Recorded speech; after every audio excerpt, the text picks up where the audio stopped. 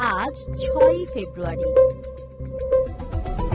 আসুন জেনে নিই ইতিহাসে আজকের দিনে ঘটে যাওয়া উল্লেখযোগ্য ঘটনাসমূহ। ১৭৮৮ সালে ম্যাসাচুসেটসকে মার্কিন যুক্তরাষ্ট্রের ষষ্ঠ রাষ্ট্র হিসেবে ঘোষণা করা হয়।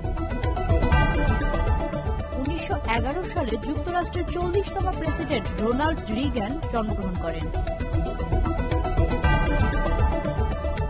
১৯১৮ সালে ৩০ বছর বয়স্ক ব্রিটিশ নারীরা ভোটাধিকার লাভ করে।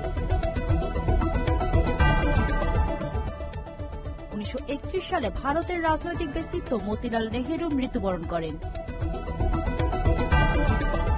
১৯৩২ সালে কলকাতায় বিপ্লবী বীণা দাস গভর্নর স্ট্যানলি জ্যাকসনকে গুলি করেন। ১৯৪৫ সালে জ্যামাইকান শিল্পী ও গীতিকার বব মার্লে জন্মগ্রহণ করেন। ১৯৭২ সালে শেখ মুজিবুর রহমান ব্রিগেডে ইন্দিরা গান্ধীর সঙ্গে জনসভায় ভাষণ দেন। ১৯৭৬ সালে ভারতীয় বাঙালি চলচ্চিত্র পরিচালক ঋত্বিক ঘটক মৃত্যুবরণ করেন।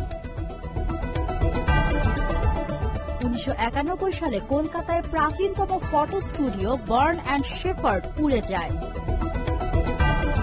১৯৯২ সালে কানাডিয়ান নৃত্যশিল্পী, অভিনেত্রী ও গায়িকা নোরা ফাতেহি জন্মগ্রহণ করেন। ১৯৯৮ সালে ওয়াশিংটন ন্যাশনাল এয়ারপোর্টের নাম পরিবর্তন করে রোনাল্ড রিগান ন্যাশনাল এয়ারপোর্ট নামকরণ করা হয়। ২০০০ সালে দ্বিতীয় চেচেন যুদ্ধে রাশিয়া গ্রোজেনি ও চেচেনিয়া দখল করে। ২০২২ সালে ভারতরত্ন সম্মানে ভূষিতা সঙ্গীত শিল্পী লতা মঙ্গেশকর মৃত্যুবরণ করেন।